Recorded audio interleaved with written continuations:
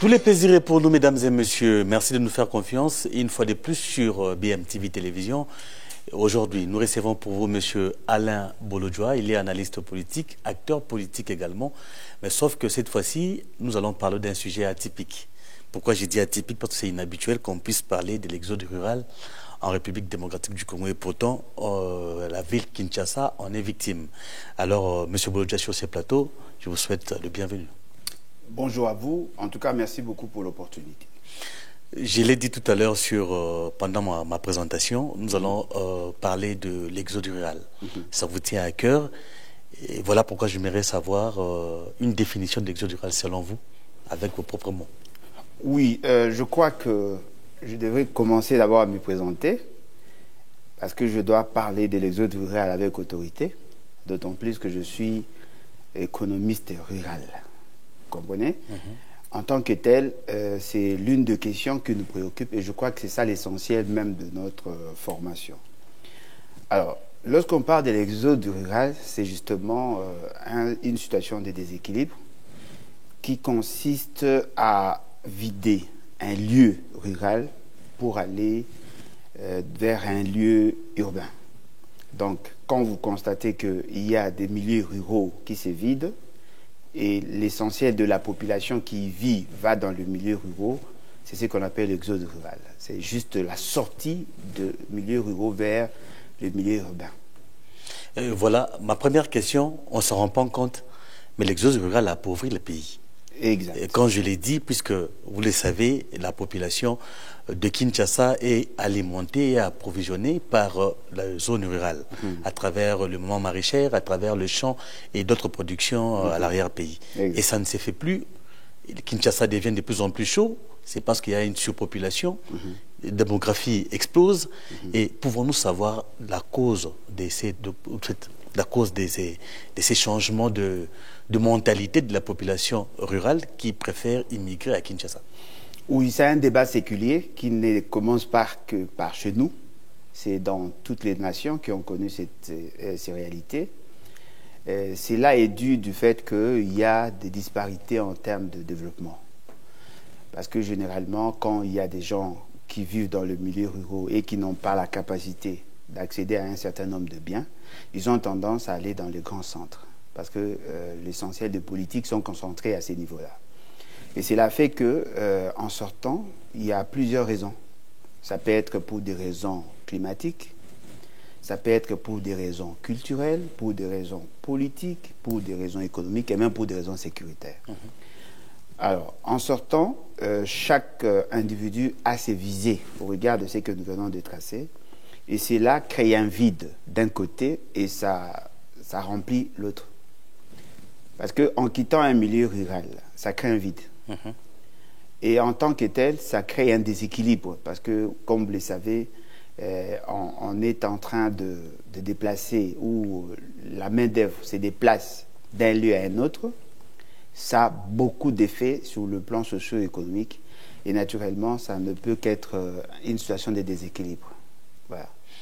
Naturellement, la main-d'œuvre se déplace, vous l'avez dit, mais quand les jeunes produisent, parce que la plupart, parce que le constat fait, c'est ce que c'est à 80% le jeune qui se déplace. On ne sait plus faire les champs, on ne sait plus produire pour alimenter Kinshasa. Mais quand ça arrive, mais quand les jeunes qui produisent ne savent pas comment approvisionner la ville de Kinshasa, et pourquoi les condamner? Non, mais c'est un choix naturel. C'est un choix naturel, mais qui doit être analysé parce que la situation de déséquilibre a toujours de conséquences, que ce soit en amont comme en aval. Déjà au départ, qu'est-ce qui peut justifier la sortie? Nous avons tenté de le dire, mais je prends un aspect. Et pour des raisons culturelles ou sinon par rapport aux réalités socio-économiques de l'environnement ou du lieu. L'essentiel de nos provinces sont constitués essentiellement de milieux ruraux, ce que nous appelons les territoires, les secteurs, les chefferies, les groupements, les villages, sont de milieux ruraux. Quand les gens qui vivent dans le milieu rural constatent qu'il y a un déséquilibre en termes de développement, naturellement, ils ont tendance d'aller vers les centres-villes. Ce qui fait que leurs activités principales, qui étaient l'agriculture, sera abandonnée. Parce qu'en quittant un milieu, on vient dans un autre milieu, on s'adapte à ces milieux-là. Parce que si vous regardez, l'essentiel de ceux qui viennent de l'extérieur ou qui viennent de nos territoires, arrivent à Kinshasa, n'arrivent pas à s'adapter les premières années, justement parce que la nature de la structure économique d'où ils viennent ne correspond pas à leur potentiel, à leur capacité ou à leur productivité. Ils doivent s'adapter, ils font de petits travaux, et cela fait que leur productivité apparaît de plus en plus faible. Alors, là où ils quittent, il y a une sorte d'abandon de l'activité. Parce que, comme nous l'avons dit, lorsqu'on fait l'agriculture, la production agricole a des exigences. C'est une production cyclique. Cela ne se fait pas comme l'on veut, en fait, surtout avec les instruments ou la technologie rudimentaire que nous avons. Ça pose beaucoup de problèmes. Et il faut attendre à ce que le cycle du projet soit à son terme. Si vous n'arrivez pas à atteindre la productivité, naturellement, vous perdez le tout. Par exemple, quand vous sémez le maïs, ça doit prendre minimum 3 mois. Si vous décidez de quitter avant le terme du projet, naturellement, vous allez détruire votre production. Ça fait que quand les gens se déplacent, ils abandonnent l'agriculture. Et quand ils abandonnent l'agriculture, la capacité de production de l'État baisse. Parce que généralement, ce sont ces individus-là qui arrivent à mettre sur le marché la production et puis à approvisionner, n'est-ce pas, les grands centres de consommation. Donc, si eux abandonnent leur productivité ou leur production, naturellement, ça va renforcer davantage, ça va réduire l'offre et en même temps augmenter la demande parce que ceux qui étaient producteurs deviennent essentiellement consommateurs et naturellement, ça a des problèmes. Et là où ils viennent, où ils arrivent, il y a un autre problème qui s'est créé, la promiscuité. C'est-à-dire qu'on aura plus de gens concentrés dans un seul lieu ayant le même visée et fort malheureusement, ça augmente la demande en emploi alors que là-bas, ils étaient, bien qu'ils étaient dans l'informel, mais du moins, ils ne dépendaient pas directement de la structure économique nationale. Mais aujourd'hui, quand vous quittez votre milieu rural pour un autre milieu urbain, naturellement, vous devenez demandeurs potentiels de l'emploi et puis ça va augmenter le nombre de logements, la demande en logement, en eau, en électricité, en transport et même en sécurité. Et cela fait que vous trouvez nos grands centres ou nos grandes villes ont des difficultés justement parce qu'il y a beaucoup de gens qui viennent et qui n'ont pas la capacité d'adaptation ou d'intégration. Mais comment faire pour quitter de l'informel au formel? Parce que généralement on dit que apparemment ça touche directement à l'économie du pays. Naturellement. Le problème c'est que l'informel aide les agents économiques à avoir une source de revenus, mais cela ne permet pas à l'État de retracer ce qui lui est dû. Parce qu'en réalité, tout ce qui s'est fait dans l'État doit apparaître dans la comptabilité nationale. Et c'est ce qui permet à l'État de savoir quoi ponctionner, comment et quand. Mais dès lors qu'il y a une économie duale, c'est-à-dire que vous avez d'un côté une économie formelle et de l'autre une économie informelle, naturellement, ceux qui sont dans l'informel ont la capacité de se créer des revenus, mais cela ne ressort pas dans le tableau comptable de l'État. Alors, pour arriver à faire basculer l'informel de l'informel, il faudrait mettre en place des politiques cohérentes. Ce sont ces politiques-là qui vont permettre à ce que nous arrivions. Par exemple, essayer de formaliser les unités de production. Parce que, généralement, je prends le cas, dans notre pays, si vous regardez, usuellement, on considère qu'il y a des gens qui n'ont pas d'emploi. Alors qu'en réalité, si vous analysez très bien, regardez la définition de BIT, Bureau international du travail, tout celui qui a une source de revenus au moins de 15 jours le mois a un travail. Mais dans la définition usuelle, on considère que pour avoir un travail, il faut nécessairement avoir un contrat. Vous comprenez? Et pourtant, ce n'est pas ça. Alors, pour arriver à faire basculer l'informel de l'informel, il suffit seulement de mettre en place des structures d'encadrement ou des incubateurs, permettre à ceux qui sont dans l'économie informelle arrivent à formaliser en prenant en compte les exigences administratives. C'est-à-dire, Vous pouvez, par exemple, je prends le cas de ceux que nous vivons à Kinshasa, ceux qui ont deux motos, ils n'ont pas de statut, ils n'ont pas l'agrément, mais ils payent des taxes et ils se font des revenus. Alors, on le prend, on le met d'abord dans des incubateurs où on leur apprend les méthodes et techniques modernes de gestion et en même temps leur faciliter d'avoir tous les documents, avoir une comptabilité. Si on comprend bien, tout cela réside sur la subvention de l'État à ces gens-là. Bon, la subvention, oui, mais l'accompagnement technique et financier pourrait éventuellement permettre à ce que nous arrivions de manière plus rapide. Donc, vous trouvez qu'il y a effectivement des problèmes. D'abord, ça c'était par rapport au domaine des transports, comme nous l'avons dit, mais au niveau de l'agriculture, la même situation, c'est-à-dire vous créez des incubateurs et ces incubateurs vont commencer à leur donner la possibilité de migrer vers des entreprises. Parce que l'essentiel de la population, je crois, plus de 74% de la population vit grâce à l'agriculture. Mais fort malheureusement, ce sont de structures de type familial qui n'ont pas une administration en tant que telle. C'est-à-dire qu'il y a une maman avec ses enfants qui s'organisent pour produire, mais ils n'ont pas de comptabilité. L'essentiel pour eux, c'est de savoir qu'ils ont produit, mais ils n'ont aucune vision d'élargissement de leur projet. L'essentiel pour eux, c'est d'utiliser les techniques traditionnelles et produire. Mais nous pensons qu'il y a possibilité de les organiser en coopérative, et après, de le migrer pratiquement vers le petit et moyenne entreprise. Si nous n'arrivons pas à les amener à être de petites et moyennes entreprises, mais au moins qu'elles deviennent de nano-entreprises, des très petites et moyennes entreprises. En ces moments-là, ils vont fusionner et créer des entreprises sociétaires. Pour ceux qui ne vous connaissent pas, c'est vrai que vous êtes économiste rural, mais vous êtes également, je dirais, environnementaliste, parce que vous avez publié un ouvrage il n'y a pas longtemps qui parle du conflit nébuleux, objectifs écologiques et économiques. Là-dedans, une partie, vous faites allusion au terrain ou encore aux exploitations de forêts dont la population ne profite pas.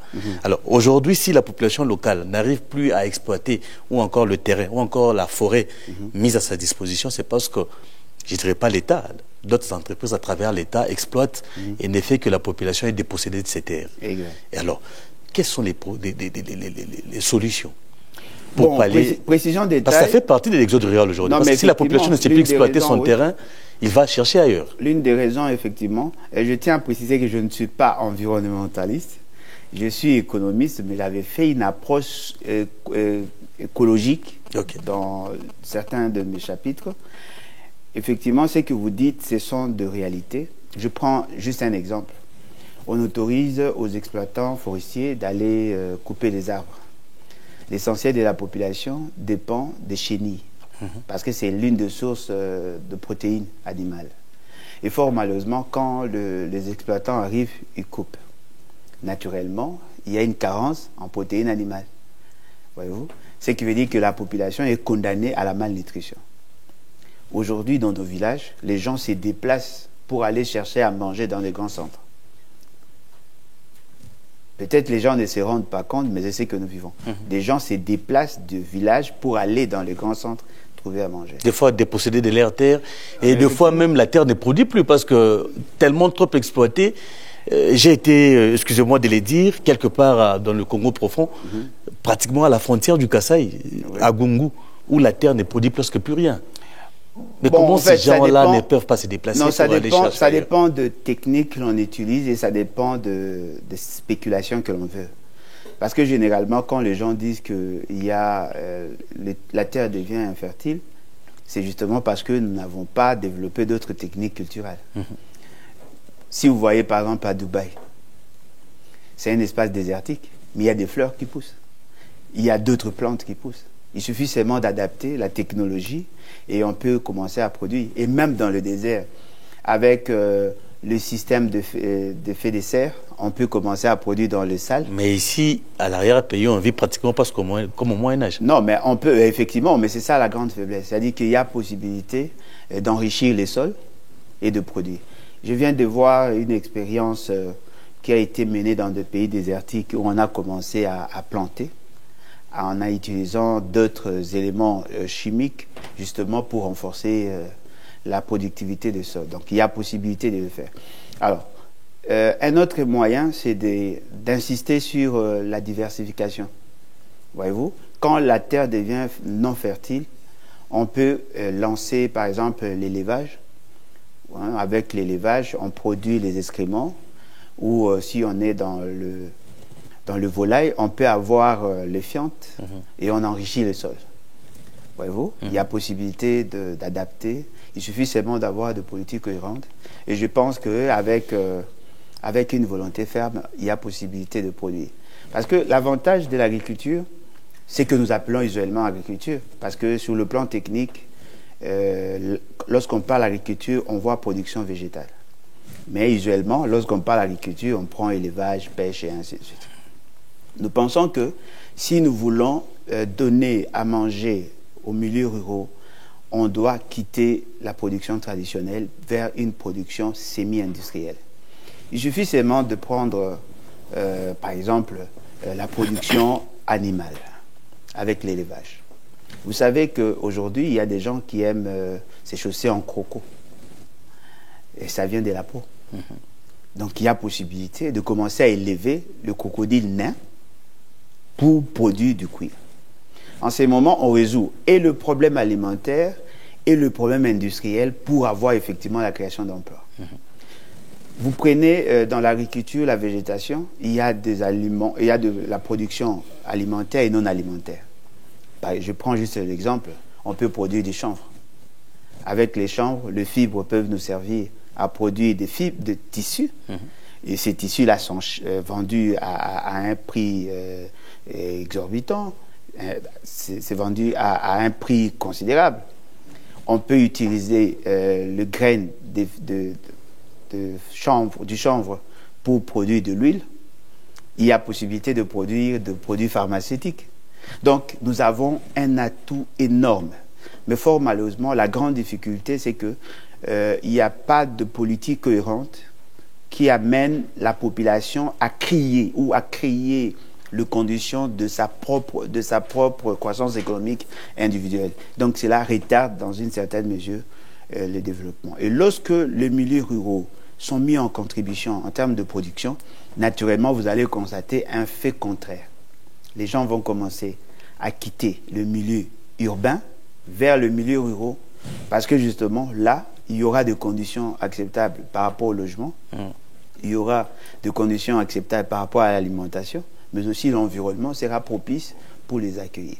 Donc, nous devons y travailler, faire en sorte que nos milieux ruraux deviennent des milieux attrayants pour que la population qui y vit trouve son compte, mais aussi la population qui vit dans les grands centres se rende compte qu'effectivement, la vie est ailleurs et non dans les villes. Je prends l'exemple, j'étais dans certains pays, je prends par exemple la Belgique. À Bruxelles, vous trouvez qu'il y a des gens qui acceptent les conditions. Mais il y a d'autres personnes qui vivent à 50, 60 km. Justement, le village de la Belgique ne ressemble pas au notre village ici, parce que c'est pratiquement urbanisé et tout est bien. Non, mais c'est là et l'œuvre humaine. Ce n'est pas le fait du hasard. Il faudrait mettre en place des politiques cohérentes. Par exemple, créer des cités rurales, et puis permettre à ce que nous ayons des villages. Mais que pensez-vous des autres qui estiment plutôt que ce sont eux-mêmes les villageois qui sont des fois, je ne dirais pas fainéants, mais au moins responsables de leur situation. Je donne l'exemple de Kwamouth. Quand ils attendent de manger du Thomson frais au lieu de pêcher, alors que le fleuve est pratiquement à côté. Et quand en Banda, on attend les œufs d'ici, au lieu de produire de l'autre côté là-bas, c'est pratiquement l'inverse de ce qu'on attend. Oui, on peut dire ça comme ça. Mais le problème, c'est que nous devons savoir qu'il y a une dimension anthropologique dans le développement. Des gens qui n'ont pas la technologie, la nouvelle technologie de production, n'arriveront pas à comprendre parce qu'il faudrait d'abord avoir l'information. Dans des économies d'échelle, parce qu'aujourd'hui, au regard de la montée ou de la progression démographique, la situation économique a changé. Les instruments que nous utilisons dans nos villages ne correspondent pas aux défis en termes de quantité, mais aussi de la qualité. Donc, nous devons savoir qu'ils doivent être accompagnés. Déjà, ils sont frappés d'une pauvreté déshumanisante qui demande à ce que pour qu'ils soient affranchis, il faut avoir beaucoup de moyens. Nous autres qui avons vécu, je suis né à Mbandaka, je connais un peu la structure économique. Bon, j'ai une idée sur la structure économique qui existait avant et après les débâcles de la société telle que Onatra, SNCS. Ce sont des entreprises qui boostaient l'économie de manière directe. Le fait seulement qu'il y a un problème de route des dessertes agricoles. On ne sait pas cheminer du poisson. On peut, voilà. Qu'on bouffe à volonté en Mbandaka. Voilà. Il y a des gens qui produisaient. Le fait seulement qu'il y a beaucoup de contraintes en termes de mobilité, ils ont vu leur production être détruite. Parce que ce sont de produits périssables. Cela fait qu'il y a eu effectivement un frein en termes de production. Ils n'ont pas les capitaux. L'accès aux intrants pose problème. Le marché n'est pas attrayant. Tous ces éléments-là font qu'il y a effectivement une sorte de découragement. Et cela conditionne aussi l'exode rural. Parce que le fait seulement que le papa n'arrive plus à bien produire comme il produisait avant, même s'il arrivait à produire, il n'arrive pas à avoir le moyen. Parce que quand vous n'avez pas la possibilité de produire en quantité voulue, le coût des facteurs est supérieur. Lorsque vous arrivez sur le marché, vous trouvez qu'il y a une concurrence déloyale, parce que quand vous prenez par exemple quelqu'un qui produit les riz à Bumba, il ne peut pas vendre son sac de riz au même prix que celui qui a acheté en Chine. Mais pourquoi la conception a changé? Je donne l'exemple de l'ancien patronat congolais. Je parle de Papa Bemba Saolona. On l'a vu exploiter l'agriculture, le terre de Mbandaka pour... ça fait de lui ce qu'il était et ce qu'il était devenu. Mais pourquoi, j'ai l'impression aujourd'hui, le natif ou encore les grandes notabilités ont tendance à plus fuir dans la politique qu'exploiter les terres ou encore tout ce qu'il faut naturellement pour approvisionner le terrain. Oui, mais il y a un problème, comme je vous l'ai dit, le problème de coût des facteurs. Voyez-vous, je peux produire du maïs. Je n'ai pas la technologie nécessaire pour moudre ce maïs, en faire de la farine. Avec la technologie chinoise, qu'est-ce que ça vaut aujourd'hui? Non, mais la technologie chinoise, ça crée moyennant quelque chose. C'est-à-dire que quand je produis et que je n'arrive pas à trouver des débouchés à ma production, naturellement, je me décourage. Parce que le fait seulement qu'on ne va pas produire comme la Chine. Vous savez, la nouvelle technologie nous permet de renforcer notre productivité et notre qualité de production. Parce que le marché est exigeant. Aujourd'hui, justement, c'est à moindre coût qu'on a tout ce qu'il faut. Non. Au contraire. Le facteur coûte cher. Parce que quand vous prenez en termes d'intrants, les semences, lorsque vous sémez, vous mettez en terre la sémence que nous utilisons généralement, vous allez vous rendre compte que la productivité est faible. Aujourd'hui, avec les OGM, les organes modifiés, là, vous avez la possibilité de planter une sémence et produire le double de ce qui est naturel. Ce qui n'est pas bien. Non, ce n'est pas bien. Génétiquement modifié, non, mais effectivement, et qui a des conséquences sur le corps humain ou l'organisme humain. Oui, mais le problème maintenant, nous sommes dans une économie des masses. Nous consommons ça chaque jour. Nous consommons ça chaque jour. Alors, quelqu'un qui produit naturellement arrive sur le marché, toutes choses restant égales par ailleurs, par rapport au coût des facteurs, il doit vendre à 30 $. Il arrive, il trouve les OGM avec tout ce qu'il y a à 15 $. Alors, la population, le consommateur, qui cherchent à maximiser leur utilité, n'ont pas besoin de savoir la nature de ce que vous vendez. L'essentiel pour eux d'acheter ce qui est moins cher. Ah ben, ce qui n'est pas bien. Laissez les consommateurs devant leur choix. Vous étiez en Europe, dans les supermarchés, on vend les aliments avec pesticides et d'autres sans pesticides. Et là, vous avez le choix à faire parce que... Non, mais c'est ce que nous faisons. Mais la population pauvre ou la population généralement ne consomme que ce qui est moins cher. Et puisqu'on parle de ça, c'est quoi la conséquence de l'exode rural? Non, mais la conséquence de l'exode rural, d'abord, l'exode rural en tant qu'une situation de déséquilibre sociétal, ça crée un dysfonctionnement de l'État. Là où il y a beaucoup d'espace, il y a moins de gens. La densité est très faible. Et là où il y a moins d'espace, il y a beaucoup de gens. Naturellement, ça exige assez que vous renforciez la sécurité. Je prends par exemple la ville de Kinshasa. Avec un taux de croissance moyen de 5% l'an, en réalité, la population devait s'ajouter à 5%. Le fait seulement qu'il y a un renforcement de l'exode rural, ça fait que le taux d'accroissement de la population évolue de manière exponentielle. Vous comprenez? Naturellement, il y a l'augmentation de la demande de tous les produits et tous les services. En même temps, ça demande assez que l'on renforce la sécurité parce que là où il y a beaucoup de monde, il y a insécurité. Il y a des épidémies. Il y a des épidémies. Parce que les gens vivent dans la promiscuité, il y a des épidémies. Ils sont exposés à toutes sortes de maladies. Et la prise en charge devient difficile. Si nous avions une population de 2 millions ou 3 millions, avec 15 000 policiers, ça peut y aller. Mais si nous arrivons à 15 millions, naturellement, il faut multiplier par 20 le nombre de policiers. Cela sous-entend qu'il faut augmenter les revenus de l'État pour supporter les charges de sécurité. Vous êtes spécialiste dans la matière et Kinshasa est devenu, a connu ces cas. En fait, la croissance de l'exode rural à Kinshasa a commencé en quelle année? Bon, ça existait depuis toujours, mais ça a pris de l'ampleur depuis qu'on a négligé l'ONATRA et SNCS. Tout est parti de là. En tout cas, vous pouvez consulter toutes les études. Et plutôt, ce n'était pas l'ONATRA qui était à la base justement de l'importation de cette main-d'œuvre rurale pour Kinshasa? Non. C'est pendant que l'ONATRA a connu des problèmes et que nous avons un problème de chemin de fer avec la dégradation accélérée de routes et des dessertes agricoles, les gens ont préféré abandonner leur vie d'antan et s'élancer dans d'autres choses. Il y a une sorte de migration, les gens qui ont quitté les secteurs de production vers les secteurs des services. Et c'est ce qui conditionne ce que nous avons. Et ce n'est pas seulement Kinshasa, c'est dans tous les centres-villes. Et la dernière vague, on dirait, que mes frères m'excusent, c'est plutôt la vague de Mbujimaï, avec la MIBA qui ne fonctionnait plus, et tous ces gens sont venus à Kinshasa et pour faire du moto. Oui, c'est un cas. Mais tout le monde ne dépendait pas de la MIBA. Vous savez, quand il y a une unité de production, il y a ce qu'on appelle les effets d'induction ou les externalités positives. Quand vous installez une usine de production ou une unité de production quelque part, autour de cette unité de production, il y a des gens qui créent d'autres sous-unités. Voyez-vous?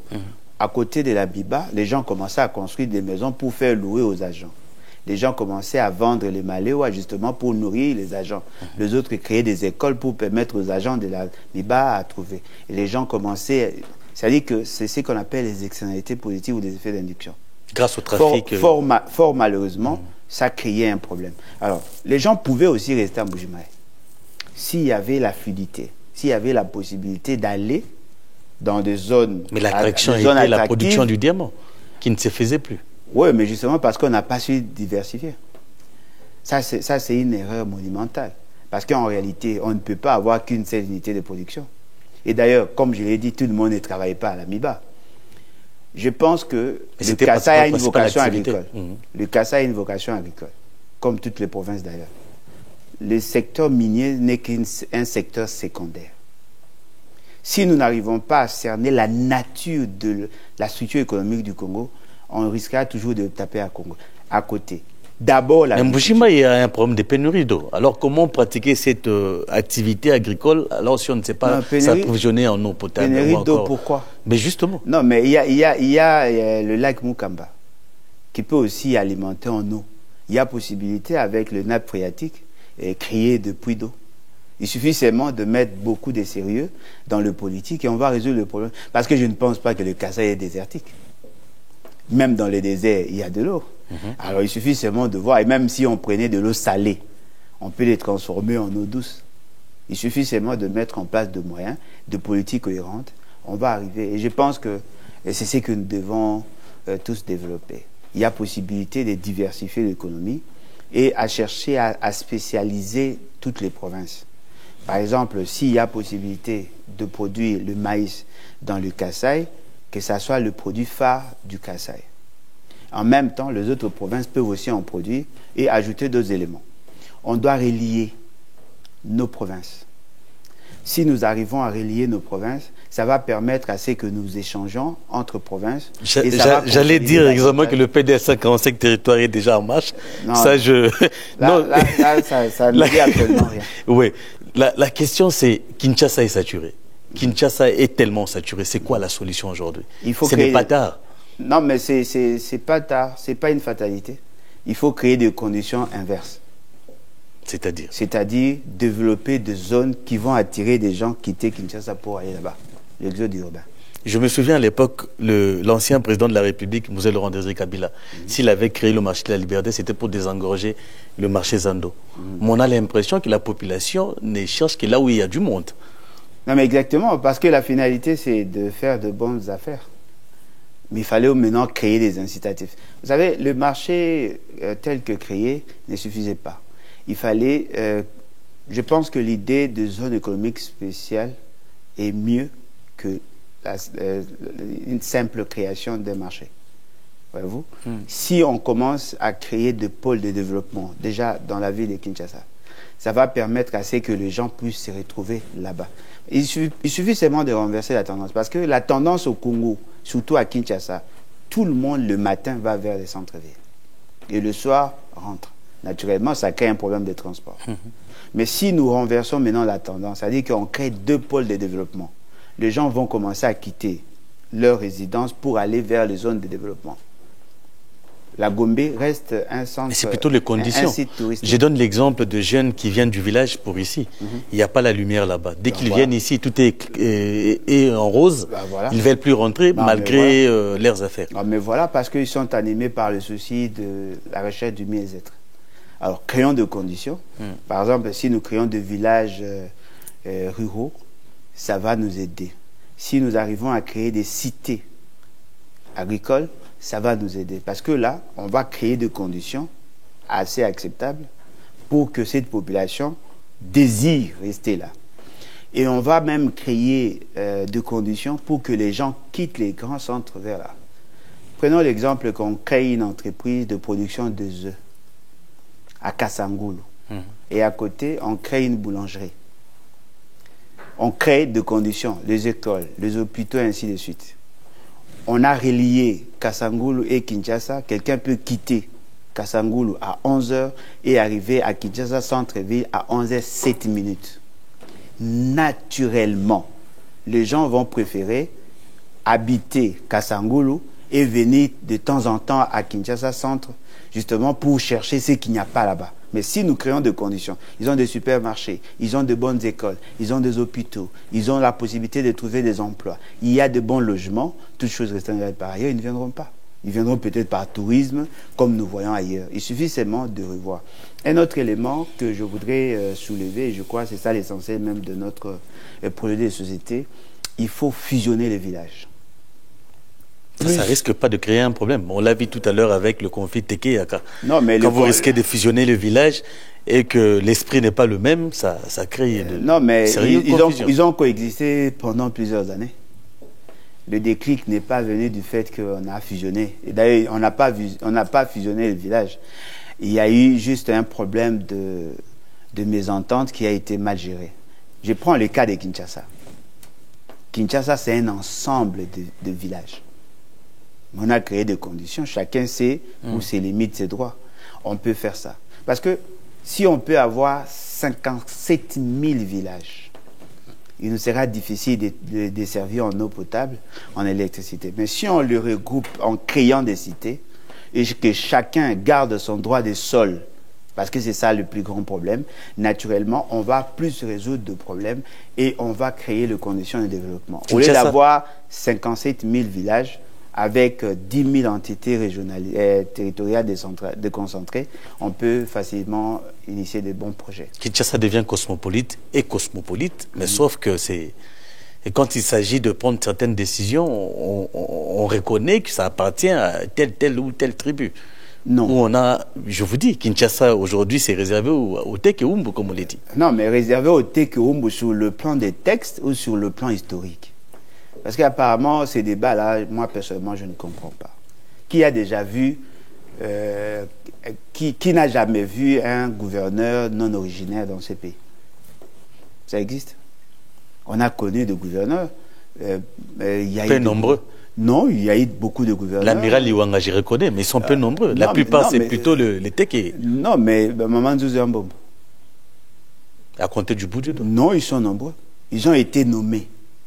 La particularité maintenant, c'est par élection que l'on organise la désignation du gouverneur. Alors, tous les députés ne sont pas originaires de Tekeumbu. Il y a possibilité d'avoir un gouverneur non originaire.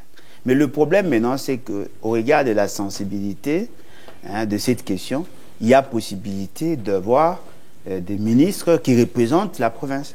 Voilà pourquoi vous trouvez sur le 48 députés provinciaux, il y a 4 députés qui sont cooptés. Voyez-vous, il y a moyen de le faire parce que la loi ne rend pas obligatoire l'origine de la personne qui doit être gouverneur. Aujourd'hui, c'est quoi la responsabilité de l'administration publique? Parce qu'on a tendance à croire que tout réside là. Mais effectivement, l'administration publique ayant perdu le pédale ne permet pas aujourd'hui à bien résoudre le problème. Parce que quand vous regardez dans la Constitution, et plus précisément dans ces articles, les dispositions pertinentes de l'article 91, vous vous rendez compte que l'instrument par excellence qu'a le gouvernement, c'est l'administration publique. L'administration publique n'a plus le contrôle de la croissance économique, ni le contrôle de la croissance démographique. Parce que justement, les données que nous disposons aujourd'hui ne sont pas fiables. Il suffit seulement de poser la question, combien d'habitants avons-nous aujourd'hui? On vous dit estimé à autant. C'est-à-dire que ce sont des estimations. Dans l'affaire des lances du gouvernement, c'est plutôt les administrateurs du territoire. L'administrateur du territoire, oui, parce qu'ils font partie de l'administration, mais l'administration de manière globale. Voyez-vous? Parce que c'est l'administration qui traite toutes les questions en temps réel. Le gouvernement ou l'État, le gouvernement prend des décisions d'orientation. Mais tout ce que nous vivons, c'est l'administration qui le fait. Les naissances, si on n'arrive pas à bien enregistrer, naturellement, le gouvernement ne connaîtra pas le nombre réel de la population. La demande en eau, en électricité, la demande en sécurité, c'est l'administration qui doit faire ça. La demande en logement et tout ça. Oui. Et le fait seulement que nous n'avons pas la maîtrise de l'évolution démographique, le fait seulement que nous n'avons pas la maîtrise, nous n'arrivons pas à recenser ceux qui produisent et ceux qui ne produisent pas, naturellement, on ne sait pas qu'est-ce que nous produisons, comment et quand. Ça fait que on remplace la production locale par les importations et ça crée des conditions d'une concurrence déloyale et ça décourage davantage le producteur. Donc nous devons arriver à circonscrire nos politiques, à mettre en place des politiques cohérentes et à ne négliger aucune administration.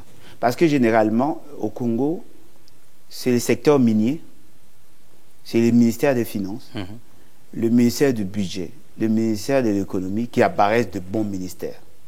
Et pourtant, en réalité, le plus grand ministère, en mon sens, au regard de nos réalités, c'est le ministère de l'Agriculture, Pêche et Élevage et Développement rural. Parce que tout ce que nous pouvons dire, si la population n'arrive pas à manger à sa faim, si nous n'arrivons pas à garantir notre souveraineté économique, souveraineté du ventre, il nous sera difficile d'évoluer. Ce qui fait qu'on doit plus mettre l'accent sur l'agriculture, parce qu'en mettant l'accent sur l'agriculture, on va créer des îlots de développement. Et déjà, il faut repenser à créer de nouvelles villes dans le pays. Je prends par exemple dans le secteur de transport. C'est le Kasaï qui est au centre. Et c'est Sankourou. C'est au Sankourou qu'on doit créer le centre. Parce qu'à partir de Sankourou, on peut relier toutes les autres provinces. Ok. Alors si on crée un système de transport, on refait le système de transport, ça va nous aider à changer beaucoup de choses. Et puis deuxièmement, il faut savoir que l'entrée au Kasaï passe par les grands bandes. Il faut mettre plus de routes dans cette zone-là. Parce que celui qui veut partir, qui est à Kinshasa, qui veut aller à l'Équateur, il doit passer par les bandes. Celui qui veut aller au Kasaï, à partir de Kinshasa, doit passer par les bandes. Vous comprenez? C'est le bandondo qui relie l'ouest et le centre. Et donc, naturellement, il faut envisager ça. Il faudrait aussi renforcer le système de transport dans la Grande Orientale. Parce qu'aujourd'hui, peut-être les gens ne se rendent pas compte. Il y a la balkanisation économique. La production de l'Est arrive difficilement à l'Ouest et la production de l'Ouest arrive difficilement à l'Est. Ce qui fait que nos concitoyens qui vivent dans la partie Est dépendent plus du Rwanda, de l'Ouganda, de Burundi, de la Tanzanie que du Congo central. Vous faites allusion à la balkanisation économique. Effectivement. Voilà. Et une dernière question, puisqu'on a épuisé pratiquement l'ère prévue, est-ce qu'on peut un jour rêver d'une exode urbaine en RDC? En tout cas, c'est ça mon rêve. Et c'est ça la finalité même de notre projet de société. On va provoquer cet exode urbain justement pour permettre à ce que nous arrivions à renverser la tendance. Ça ne sera même pas de la magie. Il suffit seulement de créer des conditions. Voyez-vous? De créer des conditions. Attention, l'idée de développer les milieux, ce que nous appelons les entités territoriales décentralisées et déconcentrées, ne doit pas se faire en dehors du cadre formel. Parce que si nous le faisons en dehors du cadre formel, on va juste construire des infrastructures, mais on ne va pas créer les conditions de développement. Le développement ne viendra pas seulement en termes d'infrastructures, et surtout pas des infrastructures sociales. Accompagnera quand même ces Non, mais effectivement, il faut que nous arrivions à systématiser l'économie. L'économie, le raisonnement économique part de la production à la consommation en passant par la distribution. C'est-à-dire que nous avons les secteurs productifs, les secteurs d'appui à la production, et puis les secteurs sociaux. Voyez-vous? Si nous n'arrivons pas à mettre en place une politique cohérente, on risque d'insister sur le secteur d'appui à la production sans production. Ça ne sera pas intéressant. Vous construisez des routes, oui. Construisez à côté de ces routes des unités de production. Ce sont ces unités de production qui vont financer l'entretien de routes. C'est ce que nous avons fait avec la route Kinshasa-Kikwit. C'est un bon projet. J'ai soutenu ça. Mais apparemment, ça ne sert pas à grand-chose. Si on avait relancé la production de l'huile de palme, l'impôt et taxes qui devaient être payés allaient prendre en compte l'entretien. Parce qu'avec le FONER, ce sont les usagers de la route qui payent. Plus il y a des flux, plus il y a beaucoup de recettes et plus on aura le moyen de financer l'entretien. Parce que construire une route, c'est bien, mais l'entretenir, c'est ce qui est... L'usine de PLZ a fermé à Massémanimba depuis des années. Monsieur Alain Bolodjoa Ibola, nous vous disons merci d'avoir accepté de répondre à notre invitation. C'est à moi de vous remercier. De nous faire profiter de votre connaissance. Merci à vous. Mesdames et messieurs, vous avez compris, c'est la fin de cette émission qui, je vous ai dit au début, avait un sujet atypique, l'exode rural. Donc vous avez compris les conséquences, surtout pourquoi la population de Kinshasa est saturée, pourquoi nos frères du village préfèrent plus immigrer à Kinshasa. Merci de l'avoir suivi et surtout, prenez rendez-vous pour une nouvelle émission. Au revoir.